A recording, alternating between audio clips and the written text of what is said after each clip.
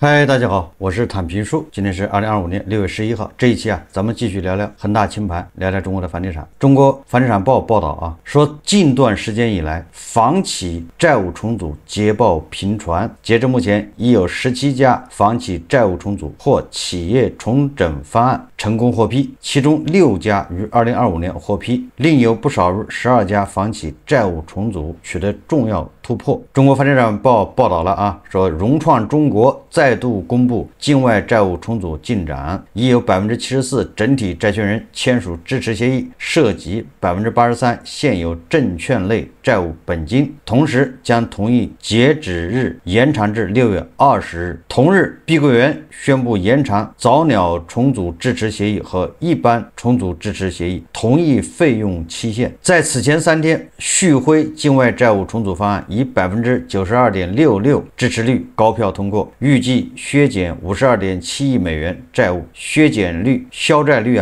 高达66%，创下行业新高。中国房地产报报道说，在这一轮化债浪潮中，债转股正从辅助选项转变为核心工具，全额债权转股权的方式是融创重组方案中的核心，也代表了当下房企化债的主流方向。债权人变股东，就这么个意思。你当初是为了借一笔钱给他，然后想收利息，现在好了，不用费劲了，你现在已经是这家企业的股东了，荣与与共同舟共济，这个实际上就是债权人的无奈之举。在目前这个房地产的低迷这个背景下，这些债权人看到债务清算所带来的这个叫清偿率恐怕到不了1%，甚至只有0.几，所以他只好叫两害相权取其轻即便他境外债务重组成功，那也是暂时延缓，所以我不太看好。我看好什么呢？破产重整，就是像那个重庆的那个金科股份一样，如果是债务重组是民事主体之间坐在那商量投票就像融创刚才还有那个碧桂园、旭辉，这个是没有什么法律强制力的，延长个2年，到时候一看不行，又得重新商量。破产重整什么意思用司法手段把你10个亿的债吧唧给你干到只有5000万，或者是对吧，把你10个亿的债只给你现金1000万，剩下的再给你相当于本来他那个股价只有2块钱，但是他按8块钱一股卖给你，顶你5000万的这个债权，剩下的就吹了没了这叫债转股这都由法院来裁定。这样的话，这个企业它就相当于没有债了，无债一身轻。然后这个时候重组的方案稍微拿点钱进来，让企业能赚起来，这叫战略什么投资者带点现金进来，这企业就活了，这个岗位就业就保住一点。所谓的债务重组那都是协商，没有用。为什么不看好大家可以看那个典型的例子，就是第一个在湖市暴雷的房企，实际上是华夏幸福。华夏幸福就是走的债务重组的路。你看看它现在，它已经3-4年过去了，它那个债务重组就相当于失败了。为什么失败呢？因为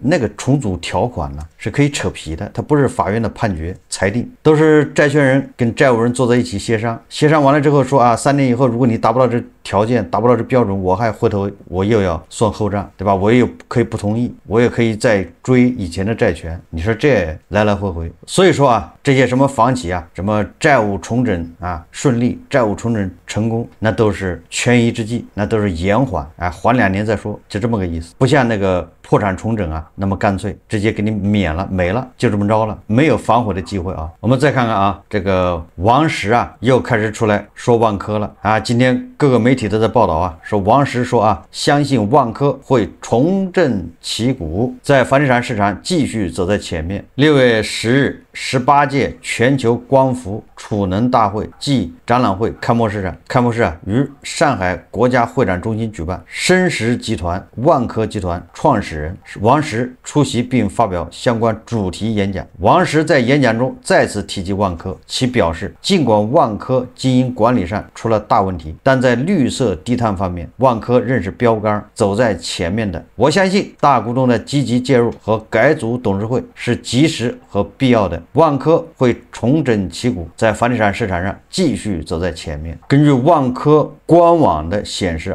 王石现任万科董事会名誉主席。王石最近频繁为万科发声，这个我的理解是春江水暖鸭先知含义在向王石逼近。要不然一个从万科对吧离开万科已经7-8年的这么一个人，没有必要再回头去说万科。从万科王石的表表态来看啊，他也没什么实际的办法，对吧？救万科啊，要的是真金白银，而不是靠这个舆论，靠你给他喊加油顶住，你是好样的，哎，他就能撑得住，对吧？你说再多的加油，你是好样的，你是最厉害的，那银行还得跟他要钱呢，对吧？债权人还得跟他到期还得兑付啊。6月10号晚间，万科公告称，公司于2025年6月10日通过集中竞价交易方式首次出售 A 股库存股2200万股，占公司总股本的 0.18%， 减持所得资金总额 1.46亿元，成交均价 6.63元每股。这是万科首次出售 A 股库存股。说实话啊，这个什么库存股这概念也挺新奇的，不知道啥意思。这个万科卖的这个库存股呢是什么东西呢？来源于万科2022年3月30日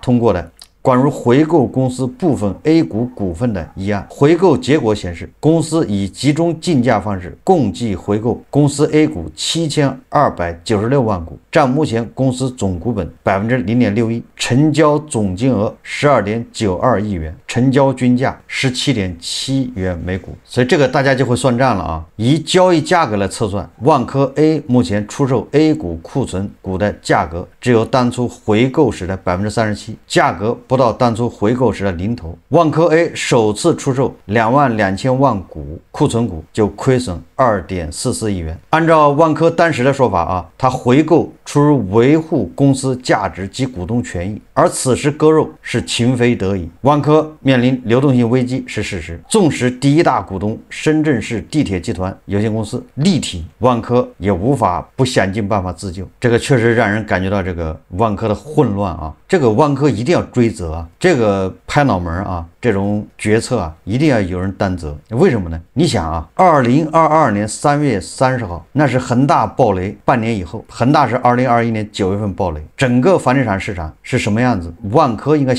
万科的管理层啊，应该是心中有数。如果他心中都没数，他还不如我，那这绝对说明心里有鬼。恒大暴雷半年以后，万科还要拿地，还要扩张，一面嘴上喊着让万科活下去，对吧？什么房地产的白银时代结束了，什么房地产的黑铁时代来了，一面还在扩张，不仅扩张，还要去在市场上以17.7块的价格收购股票，增持吗？或者叫回购？你看现在价格是6.5块、6.6块，零头都到不了。这个损失，这个对万科的现金流3年一下就少10几个亿的现金流啊，就这么没了。但你现在靠大股东疯狂输血，你维护你的股价是要干什么？人家是这个时候都要从资本市场去融资，拿回钱来给企业输血，而不是把企业的宝贵的现金往资本市场去输。所以你看这种反向操作，这里面没有猫腻吗？难道不用负责任吗？2021年9月份恒大一暴雷，是吧？咱们就说了，我们都能清晰的指出房地产企业的股票不要碰，任何一次反弹都是你逃命的机会。万科居然在17.7块的时候还增持回购，你说这个他就拿着大头的钱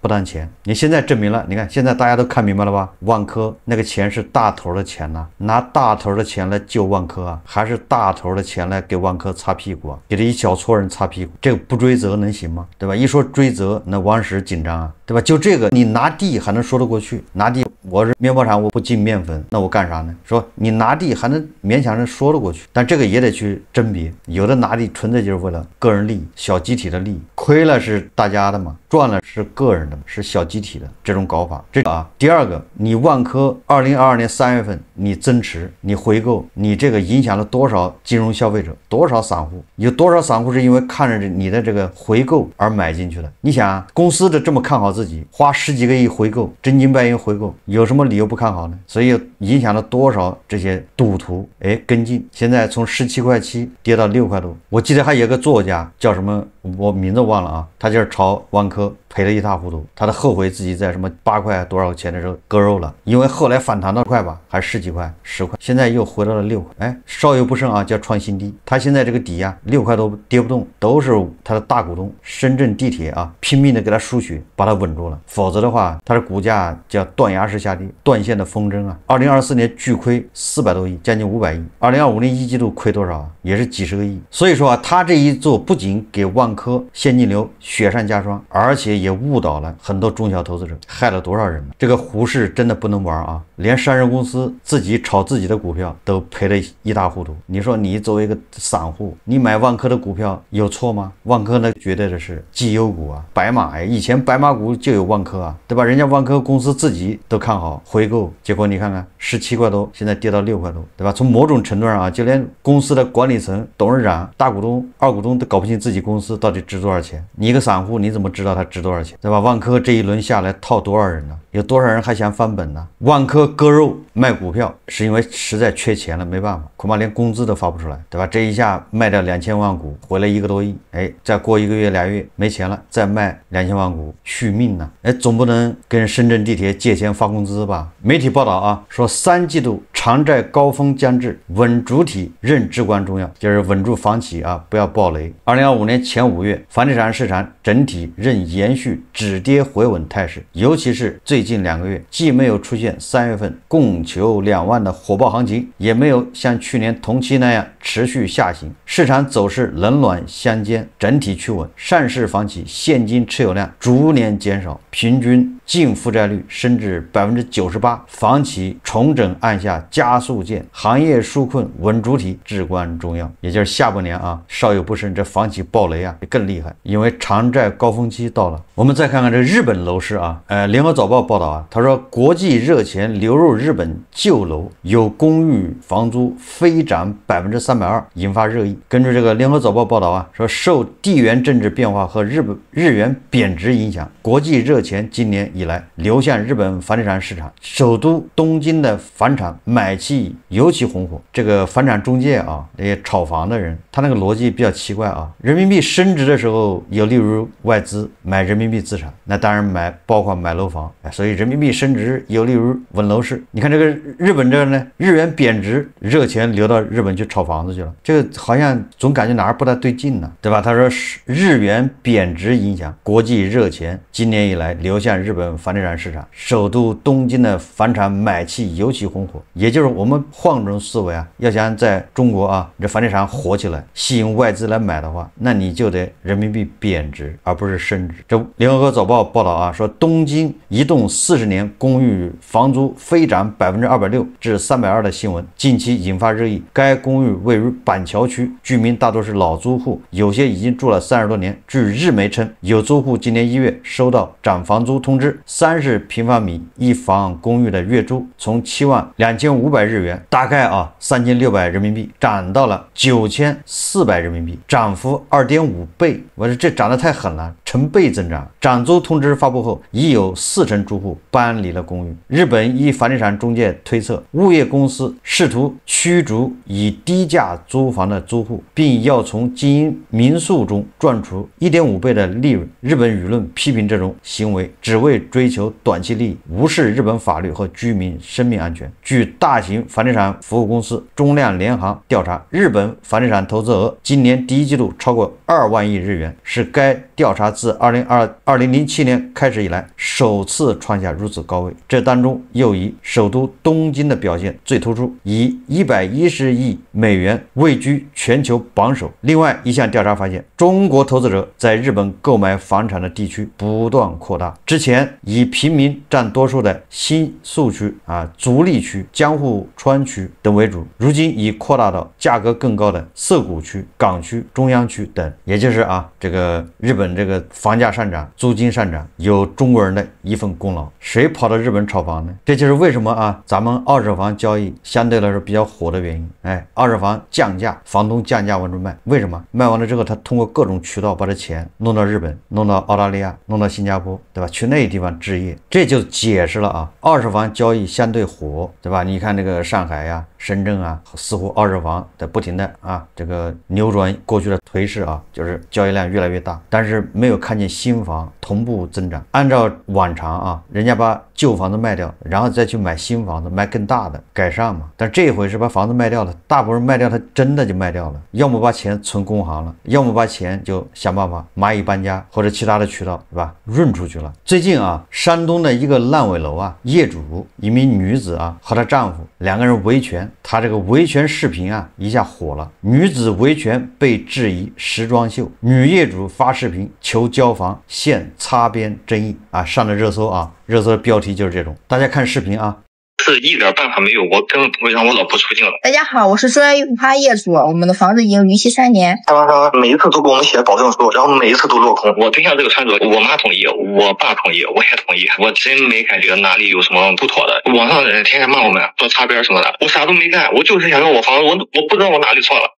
大家好，我是中原玉府花园业主，房子逾期3年了，到现在还没有交房，就这么一句开场白，被一位美女业主翻来覆去拍了几十条视频。不一样的是，她每条视频都换身行头，吊带上衣配热裤，碎花连衣裙露锁骨，愣是把维权视频拍成了时装秀。最让人挪不开眼的是她那傲人的上围，往镜头前一站，纤细腰肢这么一掐，活脱脱一个会走路的 S 型曲线，难怪网友们都笑称一大波业主来袭。刚开始大家都是被这姑娘的颜值和身材吸引过来的，你想啊，打开短视频平台刷到个漂亮小姐姐，谁不乐意多瞅两眼？可看着看着不对劲了，每条视频里的背景都是破破烂烂的工地，钢筋水泥堆得到处都是。再配上他那句无奈的开场白，大家才反应过来，哦，合着这是在维权呢。要说这楼盘，那可真是让业主们操碎了心。山东枣庄的中原玉府花园，烂尾都3年多了，900多户业主每个月都得咬着牙还房贷，少则3、4千，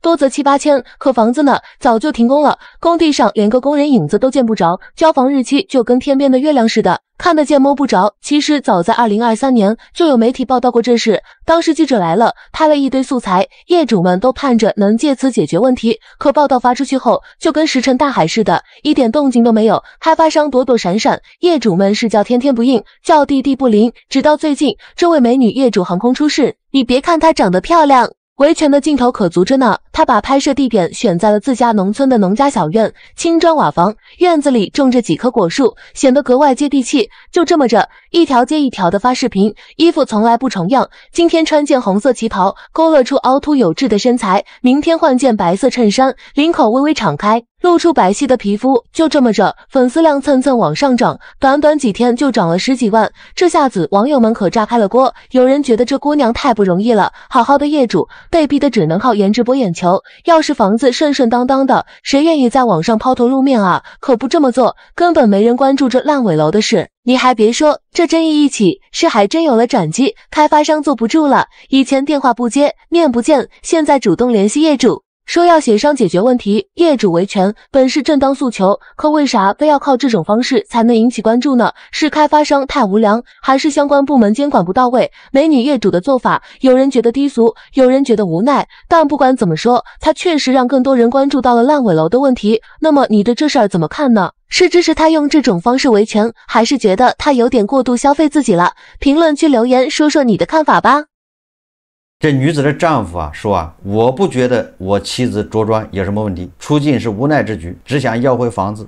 我妈也觉得没问题，我爸也觉得没问题，对吧？我们全家都觉得这没问题。说实话啊，我也觉得没问题，只要他说的是事实，对吧？他买的房子确实烂尾了，那他有什么问题呢？这都是无奈之举啊！你钱给了，对吧？按揭贷款也贷了，债背上了，房子没了，你不着急吗？维权那是应该的。只是有人说啊，这个目的不纯，动机不纯啊。你看，首先天天换衣服，这个涉嫌擦边，我不觉得他是擦边啊，难道让他像那个中东一样吗？把自己罩起来露两眼睛，男的说他擦边啊，那纯粹是有一种啊吃不着葡萄说葡萄酸的心理。女的说他擦边，那纯粹就是啊羡慕嫉妒恨啊。至于有人说他搞流量，搞完流量之后是不是要带货，这些都是人家的权利，只要不犯法，对吧？也没有违反这个平台规定，你管人家干啥呢？事实是不是真的？就是他买的房子是不是烂尾了啊？如果他根本就没有房子烂尾这一回事，他是摆拍，他是演，那自然有关部门找他谈话，甚至啊请他喝茶，严重的恐怕还要扰乱这个什么公共秩序，还要行政拘留啊，得造谣，那要付出法律代价的。所以只要他说的是事实，而且啊这个项目的业主都应该感谢他，如果不是他，哪有这么多人关注啊，对吧？有了这么多人关注，那地方政府压力就大，他就得想办法把这烂尾楼给解决掉，对吧？人家靠自己发达的脑子，还有这个傲人的身材，吸引了火力，吸引了流量，这个流量又变成解决这个烂尾楼的一个力量和督督促，有什么不对呢？对吧？只有他以后他会有什么变化、退化或者演变，那是以后的事情。就像那个河南郑州那个叫亮亮和丽君，那他们性质完全一样啊，都是小两口子千辛万苦攒钱、血汗钱买了套房，然后烂尾或者是权益受到损害，人家维权都没毛病。但只是后面他出现问题，那是后面的问题。就事论事啊，他的维权手段，这你一点都不犯法呀，人家是拍视频，就像祥林嫂一样，一遍又一遍的诉说自己的不幸，他也没有攻击谁，你说对吧？有关部门还真拿他没办法。所以我说他这是一种聪明的维权方式，